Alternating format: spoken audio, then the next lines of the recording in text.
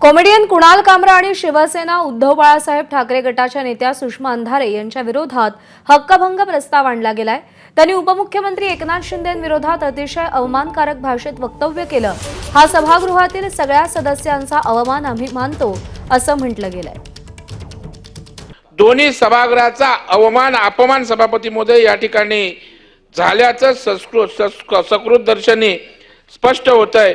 श्रीमती सुषमा अंधारे यांनी प्रस्तुत प्रकरणी भाष्य करताना व्यक्त केलेली खालच्या पातळीवरील भाषा व श्री कुणाल कामरा यांनी हेतू पुरस्पर माननीय उपमुख्यमंत्री महोदयांवर वैयक्तिक व उपरोधिक केलेले गाणे यातील भाषा एक प्रकारे सभागृहाचा अवमान आहे। म्हणून श्रीमती अंधारे व कुणाल कामरा याच्या विरुद्ध मी हक्कभंगाची सूचना देत आहे।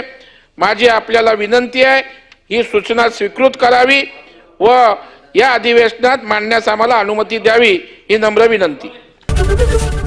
एबीपी माझा, उघडा डोळे बघा नीट।